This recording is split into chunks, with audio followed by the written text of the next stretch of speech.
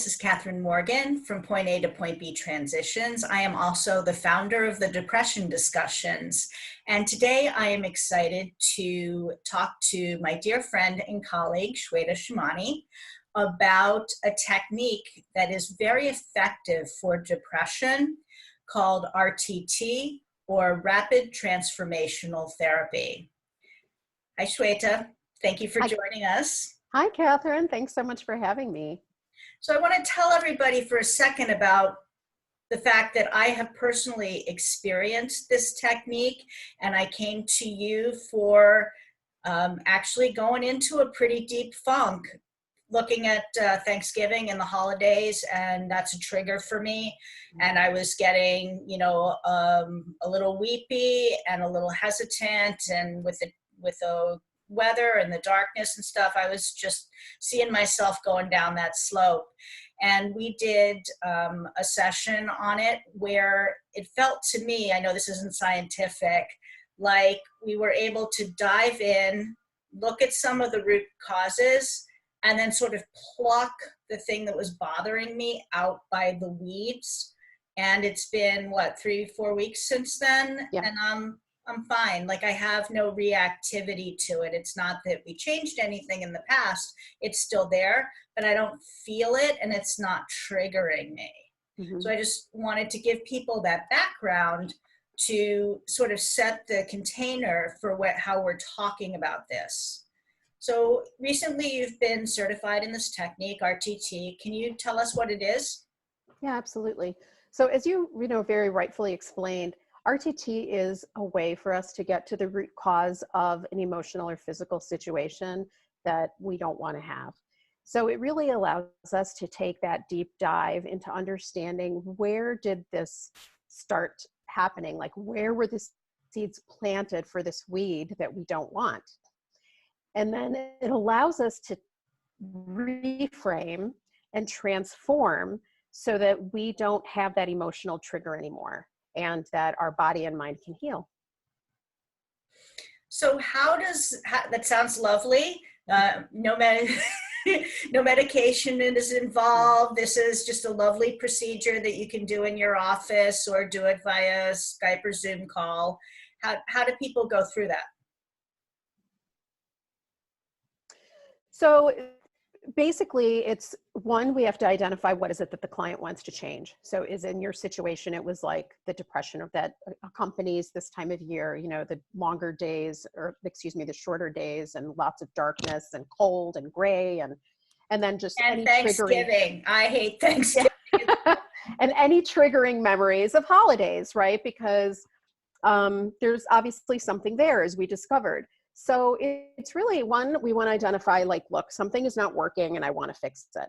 Then we do a little bit of an exploration of what is it that we already know about this issue. Right. So this would be the stuff that you're conscious about. It's like, well, maybe you had some associations that were negative in the past and then you haven't gotten past them or whatnot. So Right. Then we explore, what is it that you know? Then we go into hypnosis. So hypnosis is an opportunity for us to get to those roots. What is it that we don't know that's affecting what we do know and giving us a result that we don't want? So hypnosis is just a state of deep relaxation. I know there are a tremendous amount of misperceptions around hypnosis and making people cluck like a chicken and being abducted on TV and stuff, being hypnotized, but it's really not that. Hypnosis is simply a state of deep relaxation where our brain waves are slowing down. And we naturally go in and out of what we would call state of hypnosis every single day. So when we're drifting off to sleep or we're daydreaming and we go into that sort of REM state, that's hypnosis. When we're really focused on a really engaging book or a movie and somebody walks into the room and it startles us, we're in a hypnosis state. So hypnosis is really not anything to be afraid of. It's just a really natural brainwave state. But in the RTT session, we intentionally take someone into that state so they can start accessing the root causes of what's going on and creating these triggers in the first place. Yeah, and I'll add that it's actually very relaxing and very pleasurable. There's nothing scary at all about dropping into that in a safe container. If you meditate, it's not very different from being in a, a really good place in your meditation. It's just sort of takes the noise out and drops you in. Yeah, and thanks for saying that. I think that's a great way to frame it. And another reason we want to go into the hypnosis place is one, not only to access things that we might not be consciously aware of that are affecting what we don't want, but also because in that brainwave state, we're more receptive to suggestion. So that's when, if people like to use affirmations, for example, as a tool, this is when your affirmations would be even more potent and powerful and effective, because the conscious mind, which is the creative, the critical thinker is asleep, if you will. It just sort of takes a little bit of a nap so that we can get down into, let's say, the hard drive, right? And really start to work on the programs that are running sort of behind the scenes and creating some of those triggers. Outstanding. So how do you do it though? You walk a client through, talk about your process. Yeah, so once we understand what it is they want to change, I also ask clients in the intake, what does your life look without this issue, right? Because we want to know where we're going. So we want to create a really vivid picture, because the mind responds to words that it can make pictures with. And so if we say, oh, I want to feel better, well, that's really sort of that's really not that exciting. And the mind isn't going to latch onto it because it doesn't know what does that even mean? How do I create a picture of it? Like And what's so we want to say, what is better? Right, it's vague, right? I want to feel happy. I want to feel good. Well, those are fine, but they're also really not that exciting. So we want to create a really vivid picture of what does your life look like without this issue. So, it could be somebody who's saying, well, I get up in the morning with a tremendous amount of energy. I feel really inspired to go after what I'm doing that day, rather than, oh, I wake up and I feel good, right? Yeah, but we're talking about depression, and your mind can really latch on. So we're talking about depression here. So if somebody was going to you for depression, we would say, you know what, I want to be able to get out of bed in the morning. Yeah, might be a goal. Or, I want to be able to see possibility when I just can't see my life being any different than the previous day. Like, yeah. One of the indicators of depression is just assuming that, life is going to go like this for the rest. And it's a terrible feeling. Yeah. Fair enough. That's absolutely true. And so it would be around like, I feel hopeful. I feel like there's a possibility for something to change, right? It's like we're opening a door that we formerly thought was always closed. Yeah. So we create that image for the person, and then they go into this really relaxed state. I walk them. It just takes a couple minutes to get somebody into that really relaxed state. They're always in control. So at some point, if they feel uncomfortable, people can just open their eyes and be done. But that's really never happened. Even people who have felt somewhat hesitation about doing it, I'll ask them, do you feel safe? Do you feel comfortable moving forward? And everybody has always said yes. But the client is always in the driver's seat. So if for whatever reason they don't feel comfortable, then they can just open their eyes and they're out. So then you go into this state, and then we start asking some questions, some probing questions to identify when the client started feeling certain things, like you didn't always have, let's say these negative feelings around Thanksgiving. What happened? Where did this begin? And so we start to weave together a story. And what we'll do is we'll regress the client in the hypnotic state back to different scenes where they started feeling some of these emotions that they're currently experiencing, to really identify, when was that seed planted? When did this weed kind of take root? And once we do that, we can really understand not only where it happened and why it happened, but how it happened. How did it come about? Like, everybody doesn't come out of the womb hating the holidays, right? So something happened along the way. So we understand that person's personal journey that's brought them to this state. And then we start to reframe it, because it's really not what has happened to us. It's the meaning that we apply to what has happened to us, the meaning that we assign to what has happened, and the story that we tell ourselves over and over and over again that loops, that creates a lot of these unwanted emotional states, including depression. So once we've understood this is where it took hold, we can start to do a reframe and heal the part of ourself that created a meaning that has caused us to feel depressed. And so once we reframe that, because we're in the hypnotic state still, our mind is really open and receptive to the suggestions that, you know what, that happened when I was 6 years old. That is not me anymore. And I can choose to do something different. And I want to jump in with the experience of maybe hitting some traumatic stuff. As you're under hypnosis, that's actually a wonderful place to hit traumatic stuff because it doesn't, you're almost seeing it on a screen in front of you. It does not trigger reliving the trauma. You can see it, you can talk about it, you can analyze it, you can do a bunch of stuff with it, but you don't get, whatever that feeling was in your body again. It's like you're watching a movie is the best I can describe it. Can you talk about working with people with trauma who hit trauma Yeah. issues?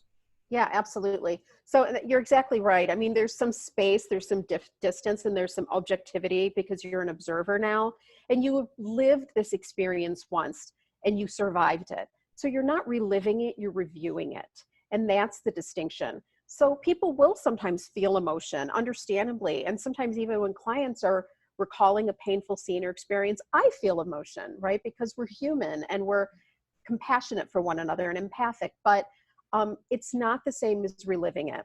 And the good thing about actually experiencing emotion in this state, as you rightly pointed out, it allows us to intercept that loop.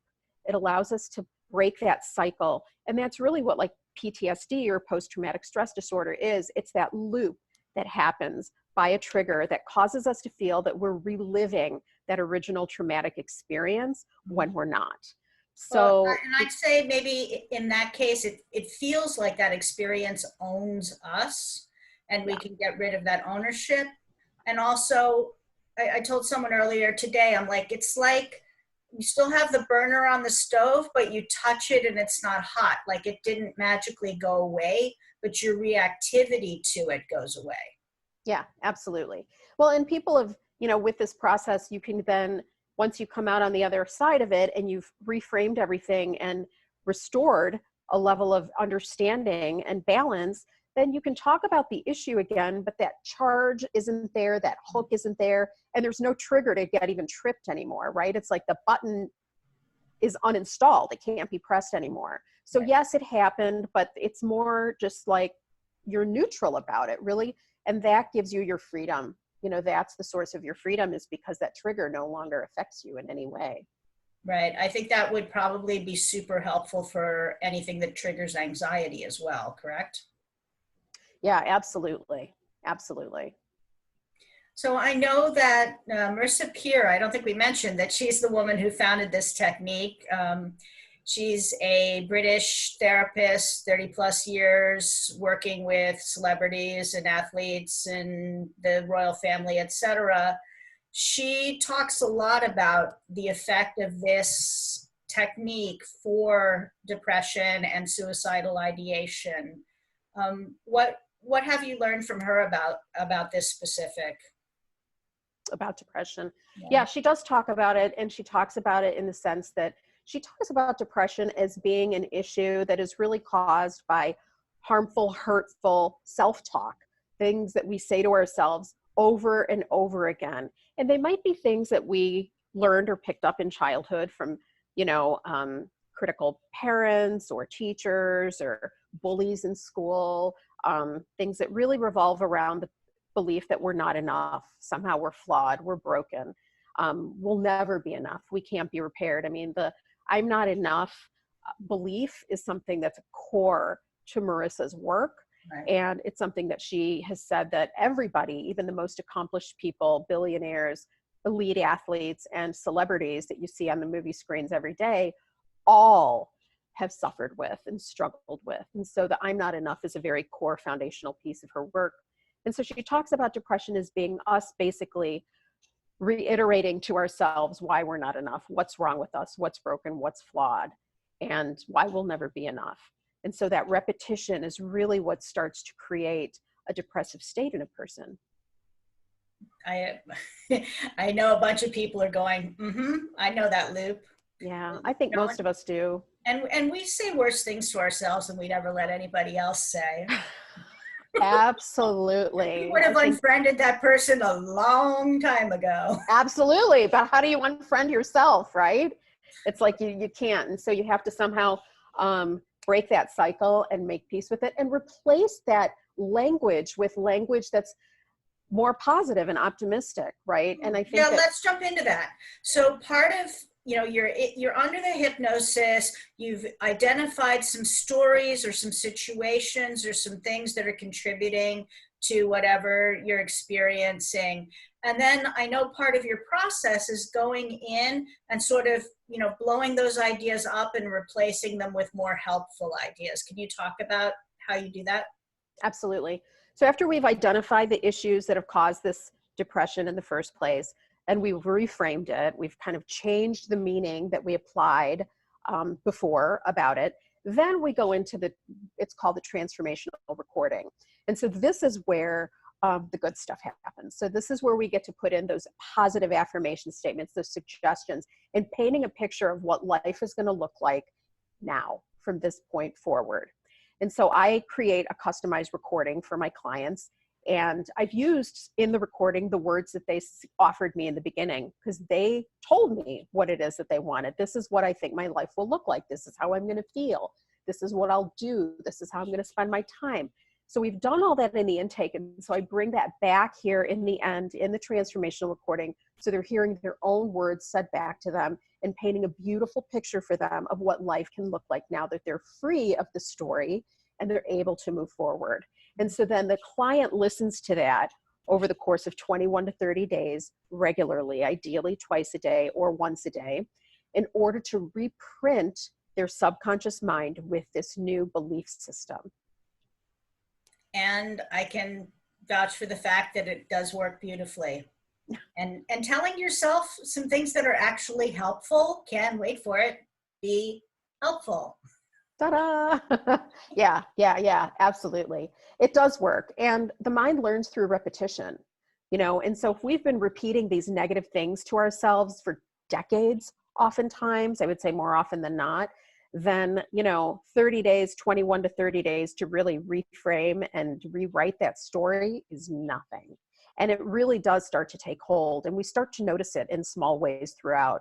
So I check in with clients at week, 2 weeks, etc. And we start to kind of note like, oh, this is the progress that I made. Oh, ordinarily something that, my mother would have said to me would have really spun me out. And I kind of was like, okay, that's your thing, right? And I kind of just did a shoulder shrug. So that's huge. It's so predictable. You nailed it. Within 30 minutes, you got there. Good for you, girl. Exactly. So anyway, so that's the process. So then you have the transformational recording and, you really are recreating yourself. And it's really extraordinary to see the shifts that people experience through this process because they're free. Yeah, it is extraordinary. And you can experience, or I experienced, dramatically different lasting effects in just one session. Or, maybe if there's something particularly broader that hits a couple things, maybe you need, 2 or 3 sessions. But Yeah. Rapid is the name of this for a reason. You really just dive in and pull this thing out by the roots. Yeah, absolutely. And I think that other techniques and stuff can make us feel better for a little while. I think oftentimes this isn't the first course of action for people. But as I think you had mentioned, it's like mowing the grass and it's like, oh, the weed is gone. And then it comes back. It's like, of course it's back because the roots have never been it's never been uprooted. And so this allows us to really uproot things. And it's extremely powerful. And it's not just powerful because it works. It's powerful because you get your power back as a person, and you can start to chart the course of your life rather than having this thing dictated for you. Which is probably a good time to tell people the name of your company. The name of my company is Personal Point of Power Holistic Therapies, and it is my absolute passion, mission, and delight to help my clients feel powerful in their lives again, whether it's overcoming an emotional issue or a physical condition. That is my soul's work. So in addition to RTT, you do bioenergetic sessions, and you can do them in person or virtually.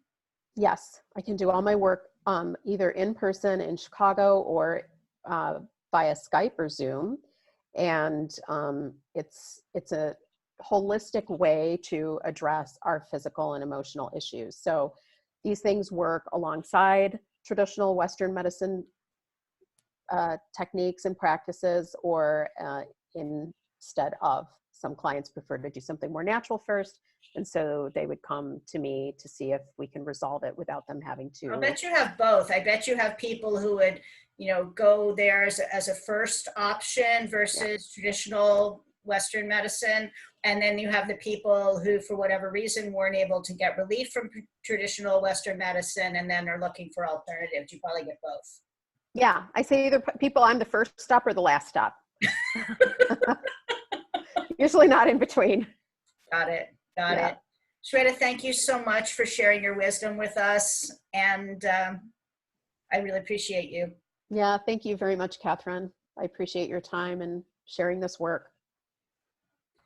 Hi, this is Catherine. Thank you for watching this interview of the Depression Discussions, the conversations entrepreneurs need to have. If you want to see more interviews, you can go to depressiondiscussions.com, or please join the conversation on Facebook at Depression Discussions. This is a labor of love for me, bringing this conversation out into the open and out of the closet. My other labor of love is my company, Point A to Point B Transitions, where I help entrepreneurs decide if they want to go into corporate jobs or fix their solo consulting businesses so that they work with clients that they like and make the kind of money they want to make without exhausting themselves and hating their business. If this sounds like you can schedule a 45-minute one-on-one complimentary consultation with me, and I'll help you figure out your right next step. This is Catherine Morgan from Point A to Point B Transitions and the Depression Discussions. Thank you.